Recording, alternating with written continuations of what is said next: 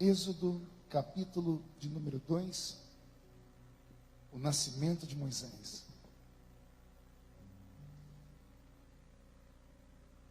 Vai conseguir colocar o texto, filho? Êxodo, capítulo 2. Pronto.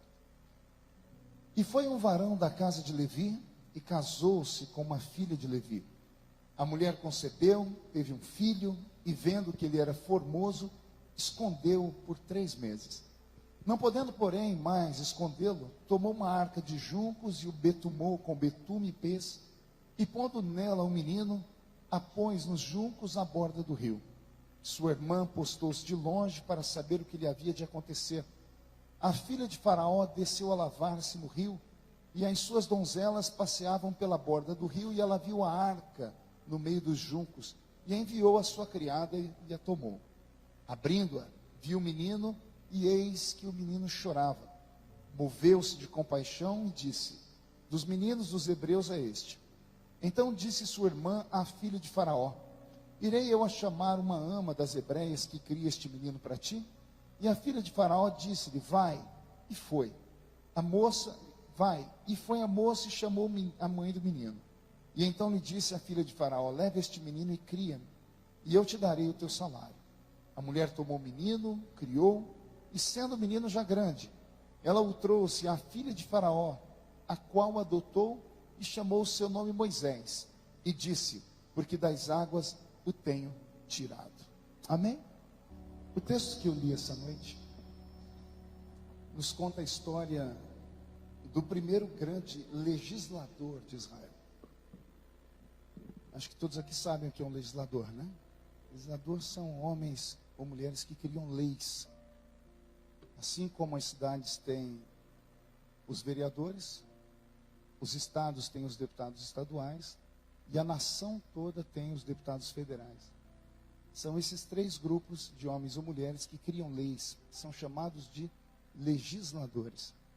O primeiro grande legislador que Israel teve foi Moisés. Diga comigo, Moisés. Moisés foi um homem espetacular. Viveu num tempo difícil, nasceu como escravo e foi levantado por Deus para uma grande missão. A missão dele era nobre, era uma missão linda. Era libertar o seu povo das mãos do império do Egito.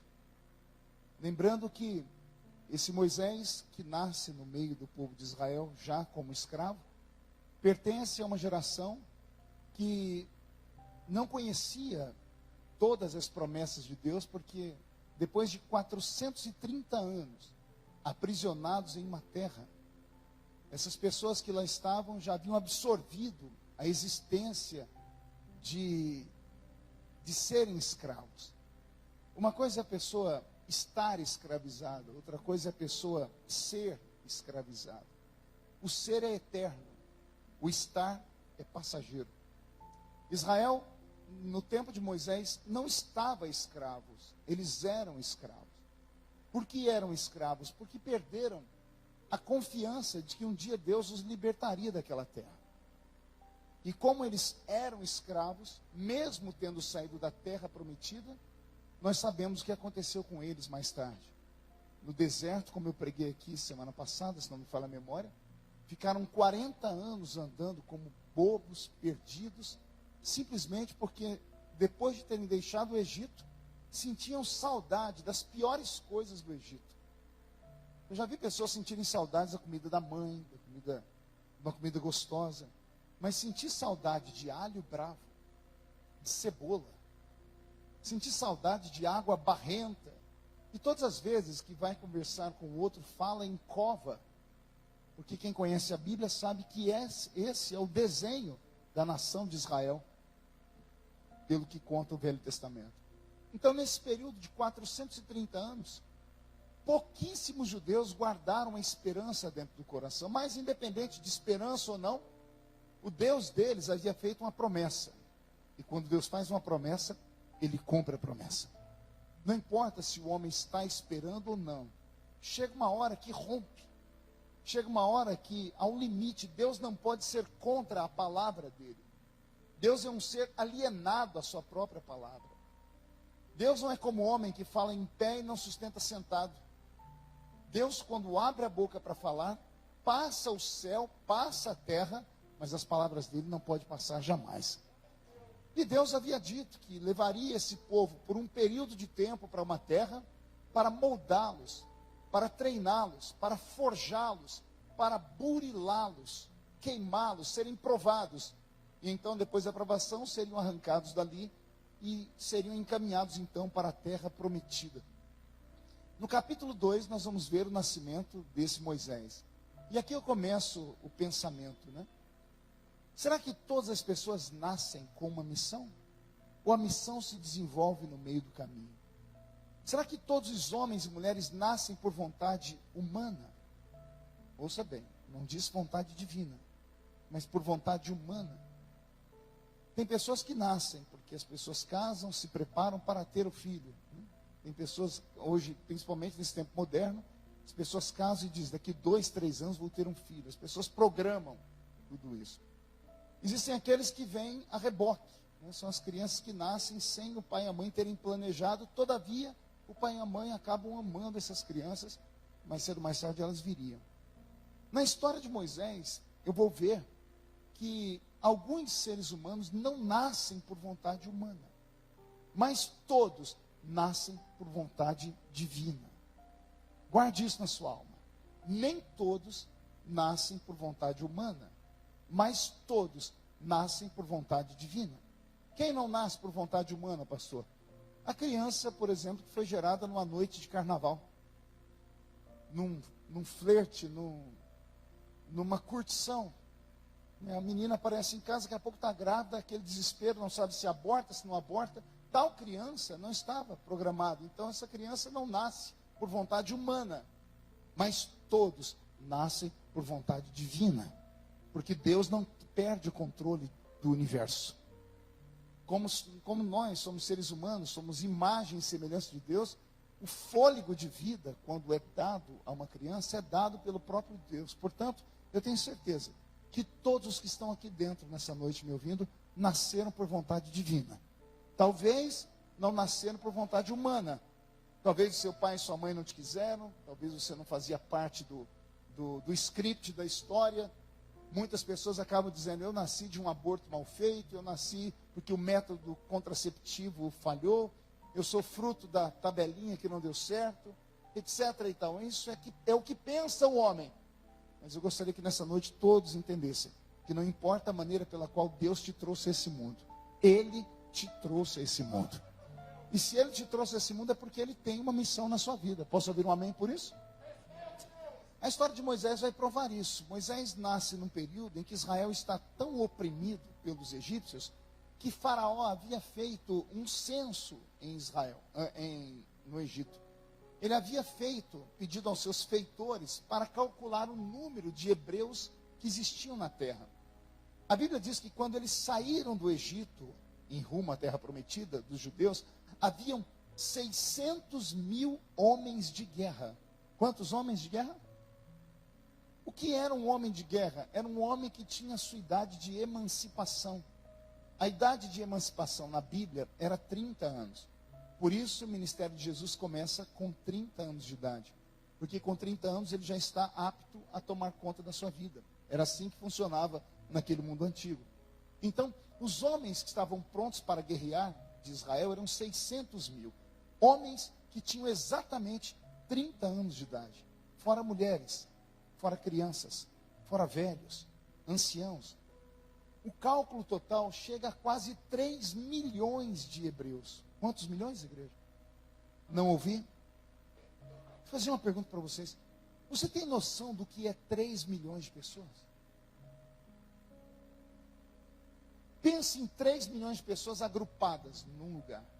A cidade de Ribeirão Preto, se não me falha a memória, toda não tem 1 milhão de habitantes. Seriam 3, 4 cidades do tamanho de Ribeirão Preto em população. Eu já vi em filmes de guerra, e já li muito livro sobre isso, estudei muito. E eu já vi exércitos prenderem 5 mil soldados. Já vi prenderem 10 mil soldados. Hitler, aquele maluco, conseguiu prender mas não havia nenhum soldado entre os judeus que ele prendeu. Eram pessoas da sociedade. Em Israel haviam 600 mil homens que sabiam mexer com espada, mesmo sendo escravos. Pense em 600 mil homens prontos para guerrear. Mais 2.400.000 pessoas que vinham no meio desse povo chamado hebreu. São 3 milhões de pessoas. A pergunta que fica é, como é que alguém consegue prender 3 milhões de pessoas? Preste atenção para você entender o meu raciocínio. Repito, prender 10 mil pessoas, eu já vi na Bíblia e já li histórias. Prender 30 mil, já li. Mas como é que se prende? Como é que se escraviza? Como é que se coloca correntes, bolas de ferro? Como é que se consegue manipular 3 milhões de pessoas? Ao ponto do próprio faraó, porque ele está no palácio, ele manda fazer um censo, quando trazem para ele o número dos hebreus, olha a ideia dele. Eu preciso fazer com que esse povo pare de crescer. Porque se eles descobrirem o tamanho deles, será impossível contê-los. Então o que ele faz? Ele manda matar todos os meninos de Israel. Toda mulher grávida, se nascesse um menino, automaticamente a criança era assassinada. Por que era assassinada? Porque ele não queria que tivesse mais um homem para crescer esse homem e aprender a mexer com espada e daqui a pouco criar um exército que ele não tinha controle, ou um número de escravos que ele não tinha controle. Do alto do seu palácio, esse faraó, tomado por um espírito maligno, somente alguém possesso por demônios faria isso, ele planeja a morte de todos os meninos hebreus. Ao enviar a notícia para o arraial dos hebreus, dizendo, nenhum hebreu pode mais ter filho homem, Faraó está mandando uma outra mensagem subliminar. Os hebreus e qualquer povo do Oriente Médio, o sonho de todo pai é ter um filho homem. Até os dias de hoje é assim. Lá naquela terra antiga, quando nasce uma menina, uma mulher, a mulher que deu à luz a menina, ela é desprezada. Você já deve ter visto aqueles judeus que são chamados de ortodoxos, que usam aquela roupa preta, aquele chapéu e o cabelo aqui do lado. Aqueles que ficam no Muro das Lamentações, alguém já viu pela televisão? Aqueles judeus são judeus ortodoxos. Aqueles judeus, até os dias de hoje, quando a mulher deles dá à luz a uma menina, o período do resguardo da mulher são 40 dias. Enquanto a mulher está no período de resguardo, o homem passa 40 dias indo até a sinagoga, que é a igreja deles, pedindo perdão a Deus pelo pecado que ele cometeu, por Deus estar punindo ele, tendo dado a ele uma filha, mulher. Se hoje é assim com o mundo moderno, imagine isso há milhares de anos atrás. Imagine isso no Oriente Médio, onde o valor de uma mulher equivalia à condição dela gerar filhos ou não. Se ela não gerasse filhos, ela não tinha valor nenhum para a sociedade. Um mundo extremamente machista. Naquele período, então, quando o faraó manda esse recado, olha como ele é inteligente, para não criar uma convulsão social, porque se ele manda o recado assim, eu não quero que nenhum hebreu tenha filhos, todo mundo ia se revoltar, porque impedir os casamentos, que as pessoas casam e têm filhos. Mas ele não faz isso. Olha o recado que ele manda, se tiver filho homem, o menino vai morrer. Ele não fala da filha. Ou seja, se tiver uma menina, a família vai ter a filha. Mas se tiver um menino, o menino vai morrer. Só que qual é a mensagem subliminar aqui para o hebreu? Nenhum hebreu quer ser pai de menina. Porque para ele ter uma filha mulher é vergonha. E se tiver um filho homem, é assassinato. Então memorize isso. Menino, assassinato. Menina, vergonha. Dá para falar comigo? Se nasce um menino, se nasce uma menina, se nasce menina, vergonha. Se nasce um menino, olha o que esse faraó fez, Edelto. Veja se não é um laço do diabo. Ele fez isso para bloquear a nação de Israel inteira. Com essa história, ele está dizendo assim, eu não sou ruim, porque se eu fosse ruim, eu impediria vocês de casarem. Mas não é isso que eu estou fazendo. Eu estou só dizendo que se nascer menino, o menino morre. Se nascer menina, pode dar luz a 10, 15 meninas. Mas menino não sobrevive. Ou seja, ele não é tão ruim. Mas por dentro ele sabe o que ele está fazendo. Ele está oprimindo os judeus. Ao ponto dos judeus se reunirem e chegarem à seguinte conclusão. Ninguém mais vai se casar em Israel. Por que não vai se casar? Porque não havia método contraceptivo. O povo hebreu não era um povo de aborto. E não havia naquela época os métodos que tem hoje. Então não sabia, ao engravidar, se seria menino ou menina. Então ninguém queria correr o risco, nem de passar vergonha, se fosse menina, e nem de ter o sangue do filho nas mãos. Com esta mensagem, Faraó mandou para Israel o seguinte recado: vocês estão acabados como povo. Terminou. A história deles morreria ali. Milhares de anos mais tarde, esse mesmo espírito que atormentou Faraó vai atormentar o rei Herodes, que vai mandar matar todos os meninos do sexo masculino de 2 anos para baixo, quando nasce Jesus. Lembram disso? O mesmo espírito que atuou aqui no Gênesis vai atuar lá em Mateus. Atuou aqui no início da Bíblia e vai atuar lá no início do Novo Testamento. A notícia está dada, o recado está dado. Pelo que eu li, pelo que eu estudei, as tribos de Israel, a nação de Israel era composta de 12 tribos. Então, cada tribo tinha a sua particularidade, cada tribo fazia lá o seu bairro, mesmo entre os escravos. Tinha os da tribo de Gade, de Sacar, Zebulon, Naftali. Eram 12 tribos. As tribos pararam de dar os filhos em casamento. Por quê? Porque eles não queriam nem passar vergonha e nem ter o sangue dos filhos nas mãos. Mas, de repente, aqui em Êxodo capítulo 2, diz que uma tribo se destacou das outras. Uma única tribo teve coragem de fazer os seus filhos casarem e terem filhos. A Bíblia diz no primeiro versículo do Êxodo capítulo 2 que eu li para vocês que veio um homem da tribo de Levi e desposou uma moça da tribo de Levi. E eles tiveram filhos. Veja só, essa tribo de Levi acaba se destacando. Mais tarde, a tribo de Levi vai ser a tribo escolhida por Deus para cultuar, para serem os mestres do santuário. É da tribo dos levitas que vai vir os sacerdotes, que vai vir aqueles que cantam, aqueles que tocam instrumentos. É dessa tribo. Então, essa tribo só é escolhida lá na frente para uma grande missão, porque aqui no início, ela mostra que ela teme mais a Deus do que ao homem. As outras 11 tribos de Israel temeram a Faraó, porque sabiam que se dessem os seus filhos em casamento, e nascesse menina, haveria vergonha entre as tribos, e se fosse menina, haveria assassinato. Mas uma tribo tem coragem, a tribo dos levitas, e eles enfrentam o diabo. Faraó não queria que as pessoas casassem, não queria que eles tivessem nenhum filho, pois essa dupla aqui do capítulo que eu li para vocês, tem de cara 3 filhos. Não era para ter nenhum. Aí aparece alguém no meio de Israel com coragem, e eles têm logo 3 filhos. Quem sabe um para glorificar o pai, um para glorificar o filho, e o outro para glorificar o Espírito Santo. Nada na Bíblia sem sentido. O nome da mulher é Joquebede. Qual o nome dela? E você ainda acha que o seu nome é feio, né? E o nome do marido dela era Anrão. Anrão e Joquebede. É essa dupla dinâmica que vai mudar a história espiritual de Israel inteira. Detalhe, não eram empresários, não eram fazendeiros, não eram intelectuais, eram escravos.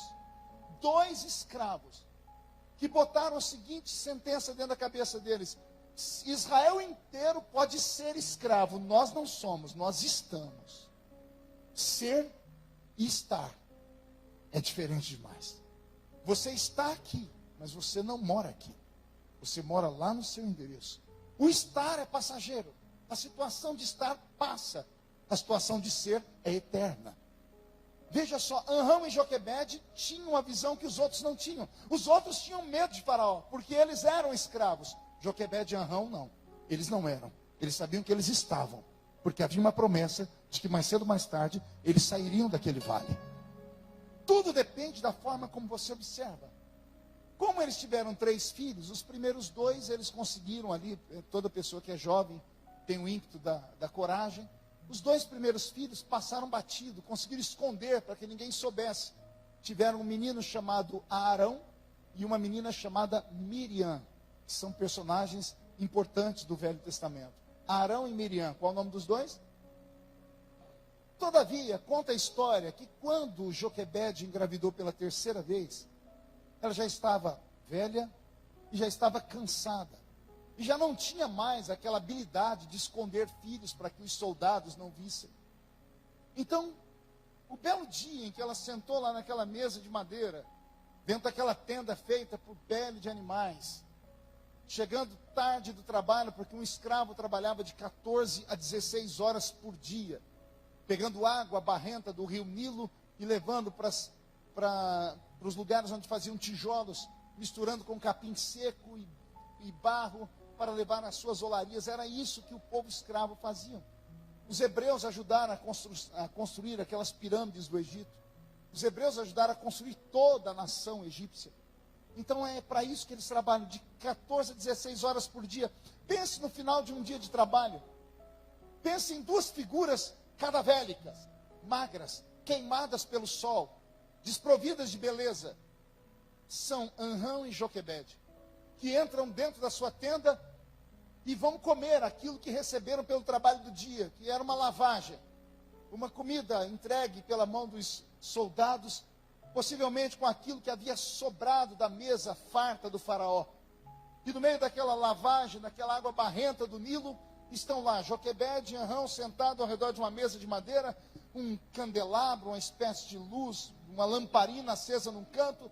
Olhem aqui para o canto esquerdo, tem ali duas crianças dormindo, que é Arão e Miriam, estão ali enrolados no meio de peles de animais.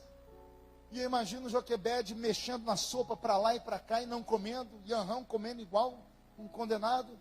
E ele olhando para ela dizendo assim: minha filha, você não vai comer? E ela dizendo: eu não estou com fome. E ele dizendo para ela: mas é impossível, você trabalhou de sol a sol comigo. Ela diz: eu não estou com fome, não é de hoje, já tem alguns dias. Tudo que eu como, eu vomito. E eu imagino ela então engasgada, dizendo assim: eu tenho uma notícia para te dar. E ele: o quê? Lembra como eu fiquei quando eu engravidei daquele menino ali, ó, do Arão? Lembro. Lembra quando eu fiquei quando eu engravidei daquela menina ali, ó, Miriam? Lembro. Eu estou igualzinho. Eu estou grávida. E eu imagino Anrão olhando para Joquebede, travado, velho, cansado, magro, escravizado, olhando para as crianças e olhando para a mulher, até ele perde a fome. E ele dizendo para ela: vamos passar por todo aquele tormento de novo. Vamos ter que esconder essa criança de novo. Nós não temos mais saúde para isso. Você sabe, Joquebede, que se um soldado aqui souber que vamos ter um filho, eles vão ficar olhando para as nossas crianças. Vão perguntar por que Arão está vivo, porque ele é um menino, devia estar morto.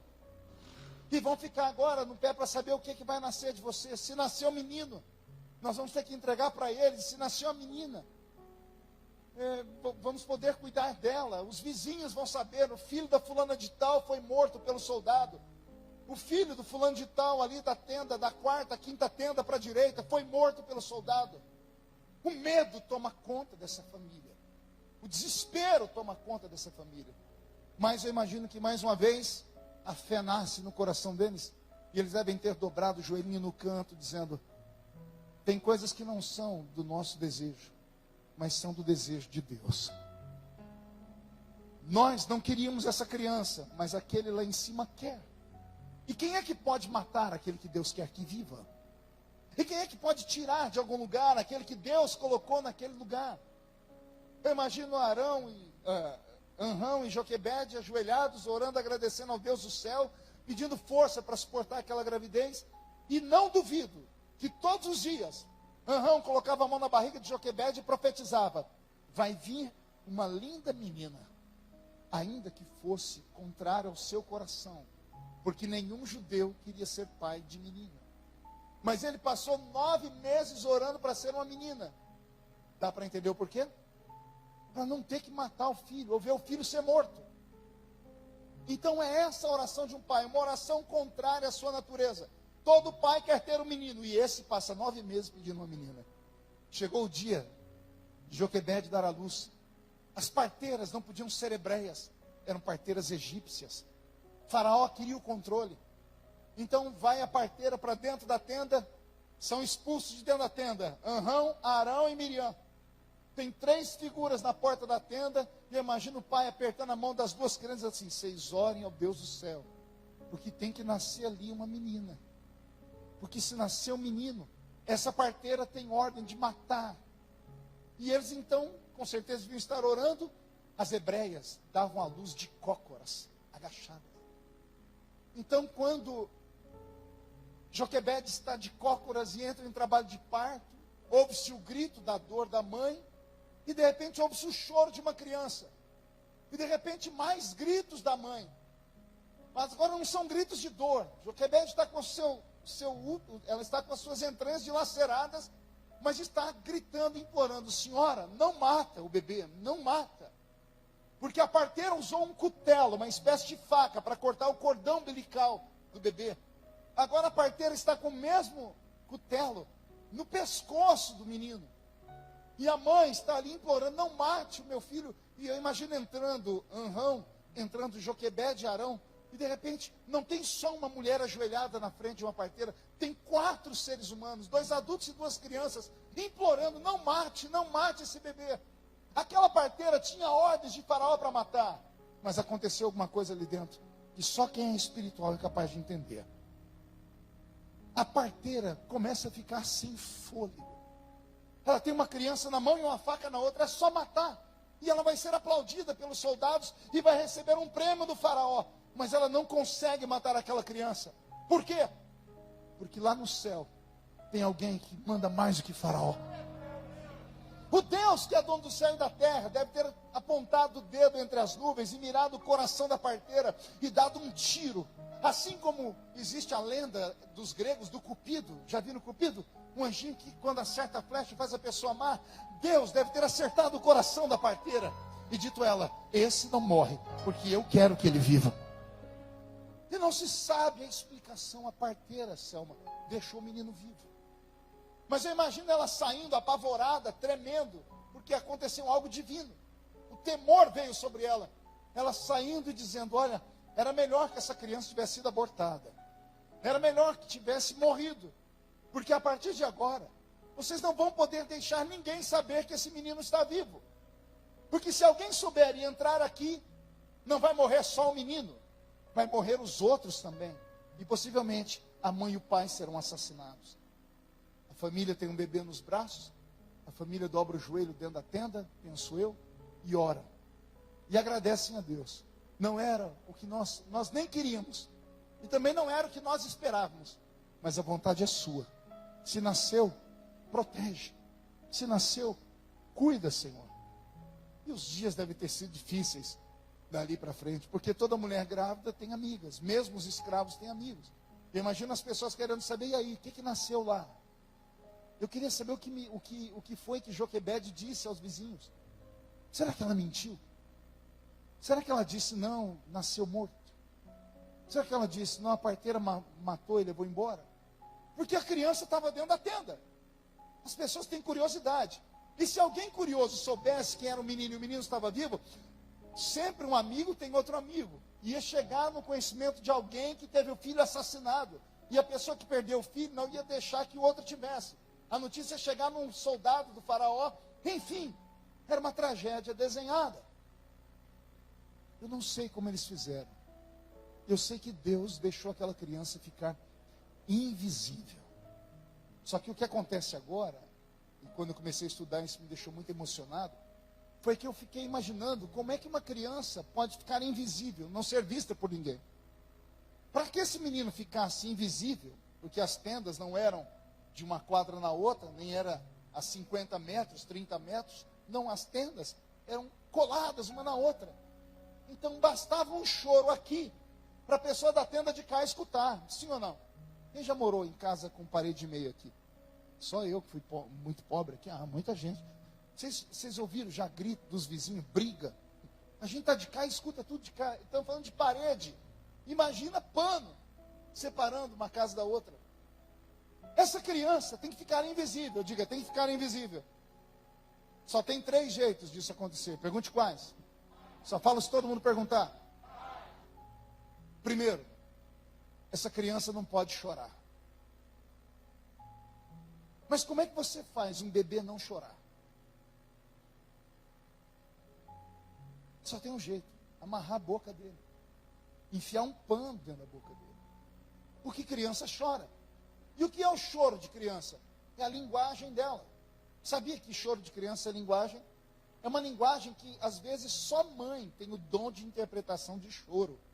A mãe sabe quando o choro é de birra, quando o choro é de fome, e quando é choro é de dor.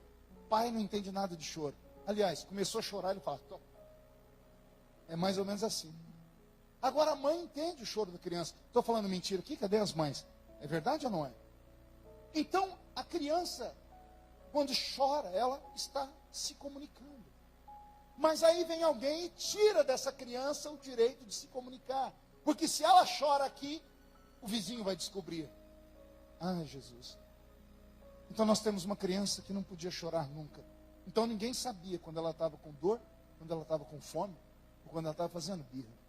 Segundo, toda criança precisa tomar banho de sol. Sim ou não?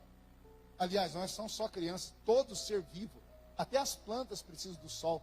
Não sei se você já passou perto de uma montanha e você viu as árvores como nascem. Como a montanha é assim, e as árvores nascem assim, era para a árvore nascer e ficar tudo de lado, né? Mas ela nasce e ela busca o sol. Tudo busca o sol, porque o raio do sol faz bem. Crianças também. A minha mãe, coitada, falava que as crianças tinham tiriça. Né? É icterícia, né? Língua de mãe é uma benção. Então a criança tem que tomar, porque é um fungo que toma conta dela. Criança precisa ver o sol. Esse menino da Bíblia, chamado Moisés, não pode chorar e também não pode ver a luz do sol. Porque se a mãe estiver andando com ele na rua, ou a irmã, e alguém, deixa eu ver essa criança. Ué, mas não morreu? Ele não podia ser visto por nada e nem por ninguém. Então ele não pode chorar. E ele não pode tomar o banho de sol. A terceira coisa, e é o que mais mexe comigo. O que é que essa criança comia? A mãe era escrava. Trabalhava 16 horas, 14, 16 horas por dia. A mãe comia lavagem. Trabalhava por um prato de sopa. O que é que ela vai dar para essa criança comer? O que é que ela dava? Se ela não tem leite, ela não devia ter leite nas suas mamas. Eu me lembro a primeira vez que eu fui para o continente africano, eu tive uma crise, aliás, várias crises de choro. A gente andava por aquelas estradas de Angola, indo de uma vila para outra, e na beira da estrada, mulheres sentadas, com as mamas murchas, e as crianças apertando as mamas, as mães cozinhando mato com terra, para dar para as crianças beberem. E crianças que pareciam só pele e osso, por causa da fome, porque a mãe não tem o que dar. Então eu quero que você veja agora esse Moisés da Bíblia. Ele não pode chorar. Ele não pode ver a luz do sol. E ele também não tem o que comer. Somente entendendo isso, vocês vão compreender o que acontece de milagre daqui para frente. Moisés é o único homem do mundo que quando nasce não tem nome. A mãe e o pai não colocam nome nele. Já viu uma loucura dessa? Engravidou pai e mãe, já começa a buscar nome, sim ou não? A mãe e o pai já tem até 2 nomes, até fazer ultrassom. Se for menino, vai chamar tal. Se for menina, isso é em todas as civilizações do mundo. Moisés é o único homem do mundo que vai receber o nome dele quando ele tem 3 meses de idade. E quem coloca o nome nele? A filha de Faraó. Não foi Joquebede. E não foi Anrão. Então tudo isso mexeu comigo, me fez ficar curioso. Pergunta, por que o pai e a mãe não deram nome para ele? Pergunta para mim, por que, pastor? Porque o pai e a mãe não acreditavam que essa criança ia ficar viva. Você só coloca nome, ou você só tem memória para memorizar nomes com aquilo que te faz sentido, com aquilo que você cria vínculo. Pode ver, pessoas que não são interessantes para você, passam pela sua vida, te apresentam, você encontra ela depois, você não lembra nem que você encontrou ela. Mas algumas pessoas passam pela sua vida e você memoriza o nome delas, porque fez sentido, você criou vínculo. Joquebede e Anrão não colocaram o nome em Moisés, porque não acreditavam que ele ficaria vivo. Uma criança que não pode chorar, que não tem o que comer, e que não pode ver a luz do sol, está fadada a morrer. E eles esperam a criança morrer. Só que aí vem o milagre. Aleluia. Lá na carta aos Hebreus, no capítulo 11, quando você tiver coragem, você leia. A Bíblia vai dizer que a mãe e o pai de Moisés cuidaram dele até os 3 meses de idade. E com 3 meses de idade, o menino crescia, formoso e saudável. Pelo menos uma irmã entendeu e deu glória a Deus aqui. Eu vou falar de novo. Temos um menino que não come, temos um menino que não chora, temos um menino que não vê a luz do sol, temos um menino que não tem nome. 3 meses depois era para essa criança estar morta. 3 meses depois a Bíblia diz, e Moisés crescia, e ficava bonito, e ficava formoso, e ficava com saúde. Gente, isso merece um glória a Deus. Eu vou explicar de novo para você entender. Tem uma criança que não pode chorar, não tem o que comer, e ela não pode ver a luz do sol e não tem nome. Se não tem nome, não tem o amor do pai nem da mãe. 3 meses depois, é para essa criança estar morta. 3 meses depois, a Bíblia diz que a criança crescia e ficava formosa e ficava bonita. Há um milagre em andamento, sim ou não? O pai e a mãe viram o milagre. O que era para eles fazer? Adorar a Deus? Sim ou não? Agradecer a Deus? Sim ou não? O pai e a mãe, quando viram o menino ficar bonito, arquitetaram a morte dele. Fizeram um cesto. Daí o nome dos cestinhos que a gente coloca a criança, chamar Moisés. Vem da tradição bíblica. A mãe e o pai faz um cesto, betuma ele, coloca a criança dentro do cesto e vão lá para o rio Nilo. E jogam a criança no rio Nilo. O que eles estão fazendo? Eles perderam tanto a fé e tiveram que fazer uma escolha. Imagina a mãe e o pai olhando assim, ô Joquebede, esse menino era para estar morto, mas ele está mais forte que os outros. Se a gente ficar com ele, alguém escutar essa criança, vai chegar uma hora que ninguém vai conseguir mais segurar ele, guardá-lo aqui. Se um soldado souber, vão matar a família inteira. Então pai e mãe são obrigados a escolher entre os filhos. Ou morre esse ou morre todo mundo. E eles então são obrigados a pegar o menino e levar para a beira do rio Nilo e jogar o menino nas águas do rio. Quando a gente assiste os filmes, né, Hollywood sempre tenta ajudar Deus a fazer milagre. Eles colocam uma corda. Dizem que Miriam amarrou uma corda no cestinho e ela foi andando aqui pela beirada do rio, segurando. Alguém já viu o rio aqui? Alguém já andou pela beirada de rio? Tem jeito de você ir segurando aqui com uma cordinha? Cheio de mato? Não tem como. Não foi isso. Aliás, o dia que eu estive lá no Egito, eu fui obrigado a dar um glória a Deus do tamanho do universo. Porque quando você chega lá, os guias turísticos te levam para o lugar onde, segundo a tradição, foi jogado Moisés. Aí a guia turística está dizendo assim, e diz a história que foi aqui, nesse lugar, onde jogaram o menino. E eu perguntei para ela, se jogaram aqui, a correnteza era para baixo, eu disse, e onde era a piscina que saía do palácio de Faraó? E ela disse, segundo a tradição, fica aqui em cima. Eu disse, calma aí, moça, a senhora está me dizendo que jogaram o cesto aqui. A correnteza tem que levar o cesto para lá. A senhora está dizendo que a piscina de Faraó é aqui para cima? É aqui para cima. Então tem mais milagre acontecendo. O cesto era para ter ido embora. Mas aconteceu de um anjo de Deus empurrar aquele cesto no sentido contrário. E o cesto ir parar na mão da filha de Faraó. E a filha de Faraó não tinha filhos. Então ela adota aquele menino como seu filho. Olha que reviravolta da vida. O pai e a mãe não quer. Vai cair na mão dos escravos, ou na mão de quem escraviza o povo.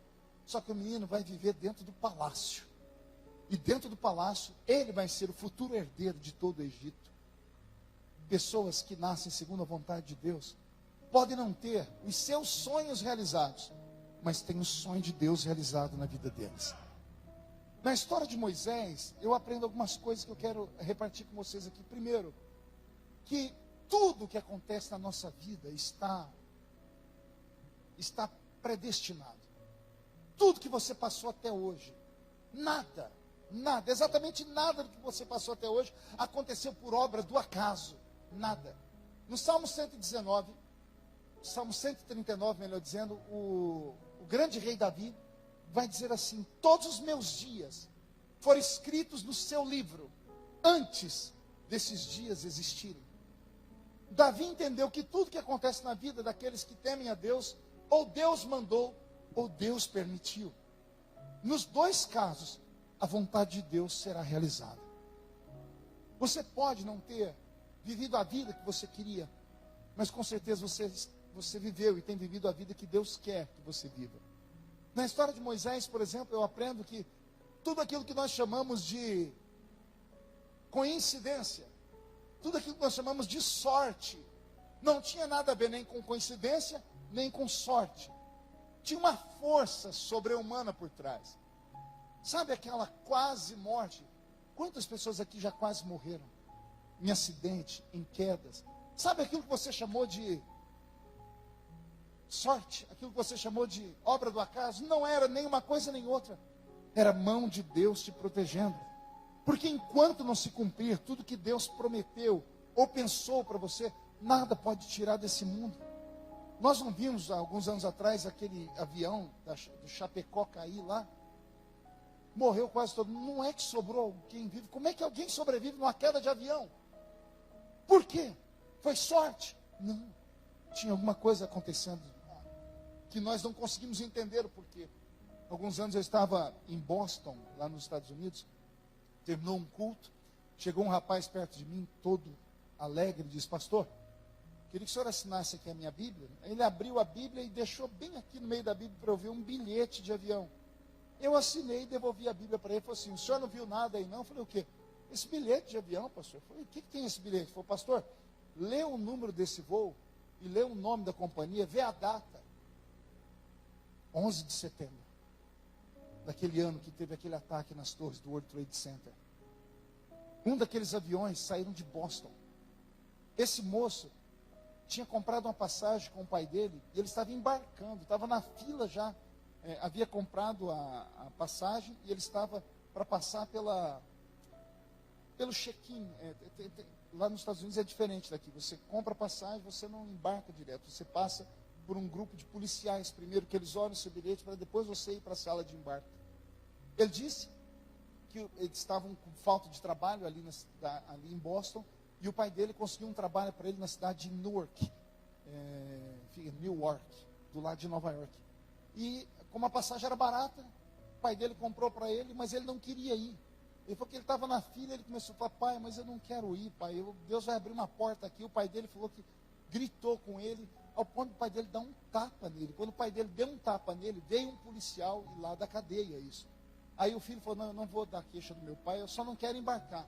Ele entrou dentro do carro com o pai dele para voltar para casa. Ele disse que dentro do carro ele escutou tanto, mais tanto do pai dele. O pai dele xingou ele de tudo quanto é nome. 2 horas depois, eles estavam assistindo lá, estavam com o rádio ligado, e começam as notícias que as torres gêmeas do World Trade Center tinham sido atingidas por aviões. Mais tarde, quando falaram o número do voo, era o voo da United, voo 039, o pai dele pegou o bilhete do filho. Era o mesmo voo. O menino ia embarcar naquele voo, ia embarcar para a morte. O pai queria que ele fosse.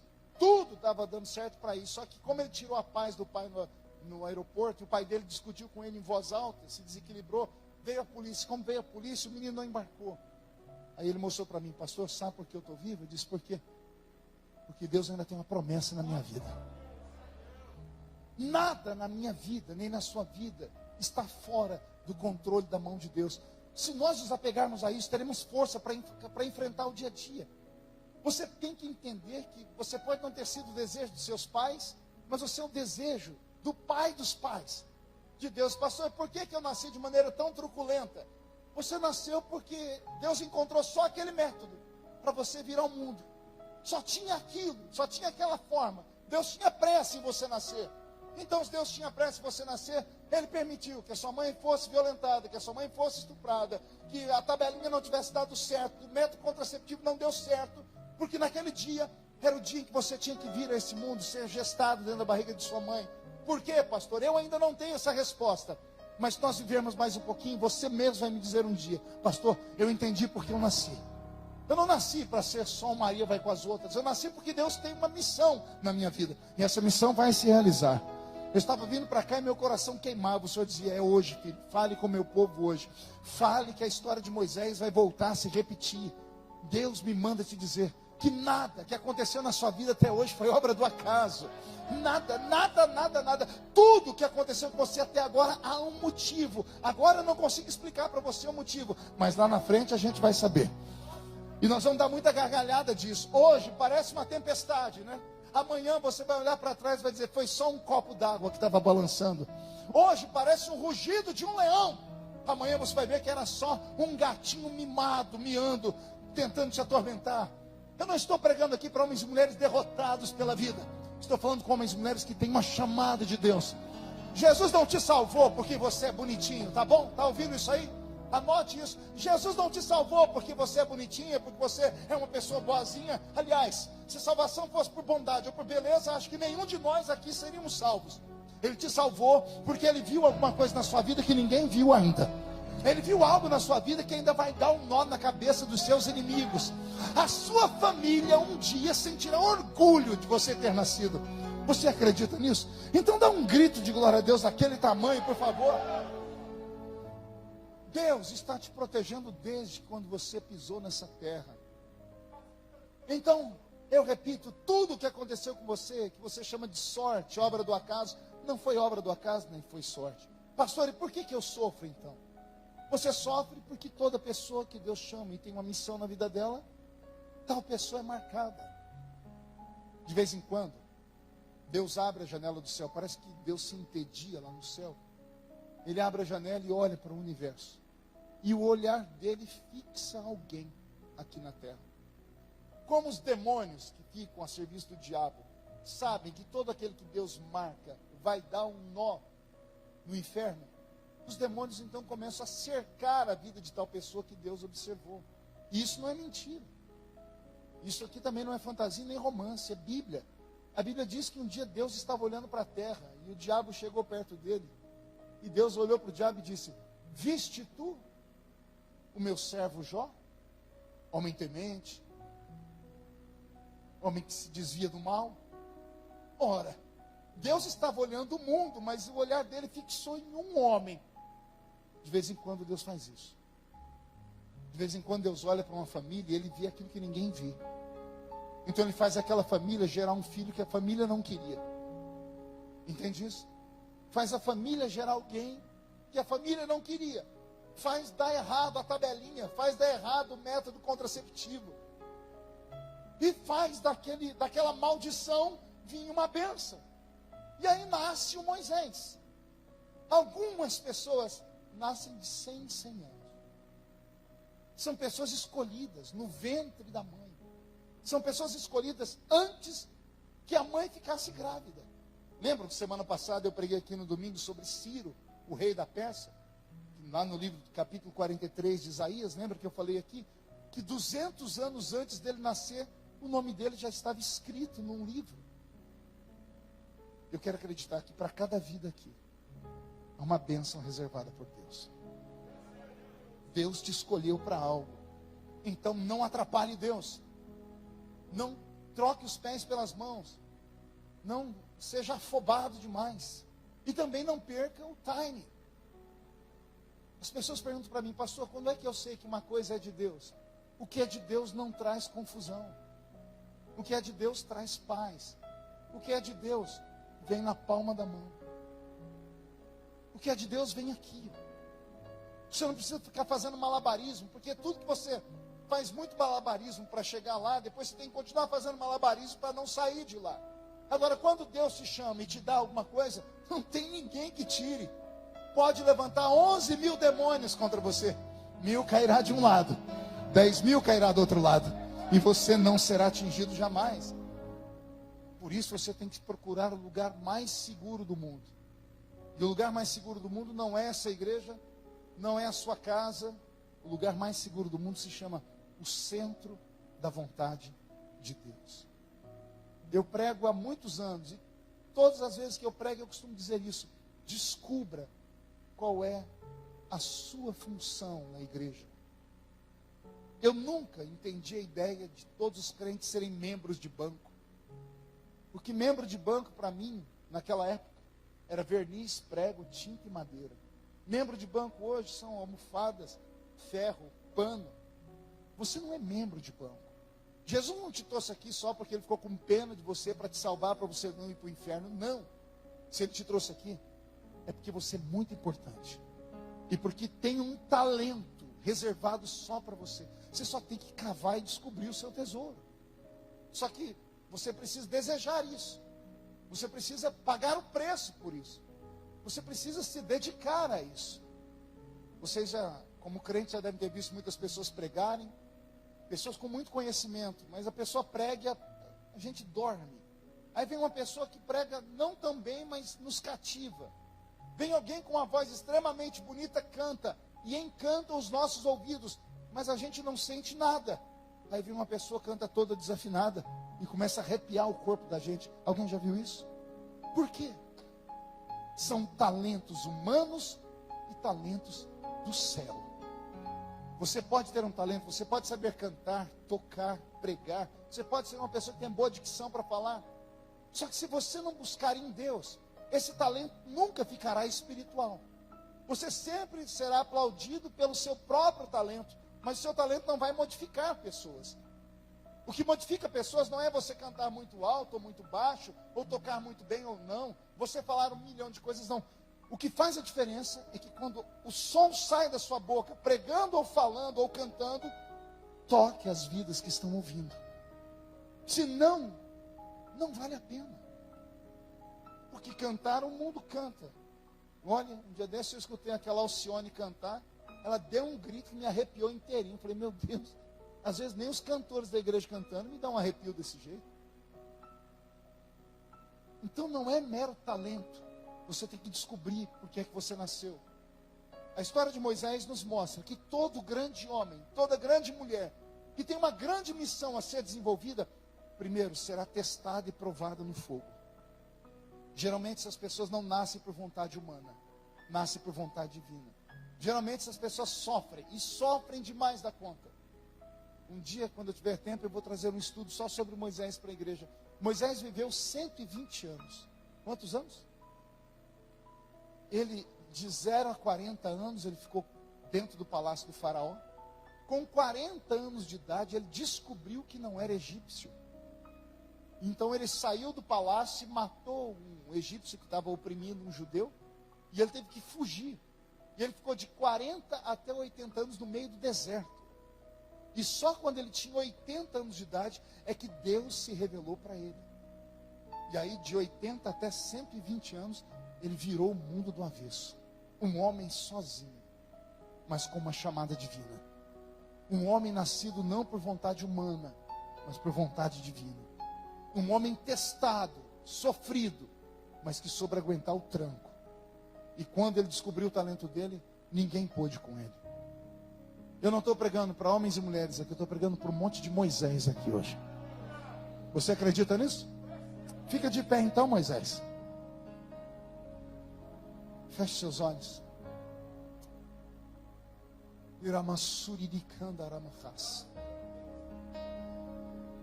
Senhor, eu aprendi nesta pregação de hoje que nem todo homem nasce por vontade de homens, mas todos nascem pela vontade divina. Se todos os que estão aqui nasceram por vontade divina, todos aqui dentro, Senhor, podem ter um futuro brilhante. Todos aqui dentro podem ter um futuro promissor. Todos aqui dentro podem ter um futuro glorioso. Eu repreendo, Senhor, esse espírito maligno que cochicha no ouvido da sua filha e do seu filho, principalmente à noite, quando eles estão na cama e o sono não vem, dizendo para eles que eles não deveriam estar vivos, porque nem o pai, nem a mãe, nem o amigo, nem o tio, nem o empregado, nem o patrão, nem ninguém acredita neles. Esses sentimentos que vai corroendo a alma do ser humano, Pai, eu repreendo esses espíritos agora, porque a partir desta noite seus filhos vão ouvir um outro espírito, o Espírito Santo, que vai dizer a eles: há uma missão para você, há uma chamada para você, há um dom para você, há um talento para você. Eu quero profetizar, ó Pai, que esta noite o Senhor vai visitar muitos que estão aqui, e o Senhor vai revelar aos seus filhos que o que há para acontecer na vida deles ainda é muito grande, muito importante, e que nada acontece por acaso. O Senhor não faz pessoas cruzarem o nosso caminho por acaso, ó Pai. Nós não somos errantes, nós não somos indigentes, ó Deus, somos seus filhos. Todos os que estão aqui debaixo desse teto são seus filhos, homens e mulheres que são seus filhos. E o pai deseja o melhor para o filho. Então, Senhor, eu quero crer que tudo que está acontecendo na vida dos seus filhos foi vontade sua. O Senhor tirou aquela pessoa do caminho desta pessoa que está aqui dentro, Pai, foi vontade sua, porque o Senhor tinha uma coisa melhor para eles. O Senhor fechou aquela porta, porque lá não era o lugar deles, há uma porta maior para se abrir. Senhor, eu estou profetizando aqui que todos os que estão debaixo deste teto nasceram para brilhar, nasceram para serem honrados. Para cada dia de humilhação que tiveram até hoje, Senhor, haverá dupla honra aí pela frente. Senhor, a glória desta última casa que eles se encontram agora será maior do que a glória da primeira. E onde houver alguém, Senhor, que acredita no que eu estou pregando, que eles possam abrir os lábios para te adorar.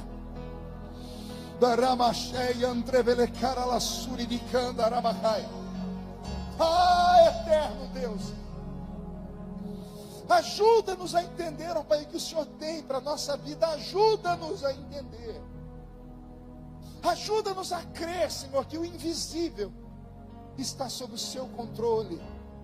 Ajuda-nos a ver o invisível, a crer no incrível e acreditar naquilo que é inacreditável.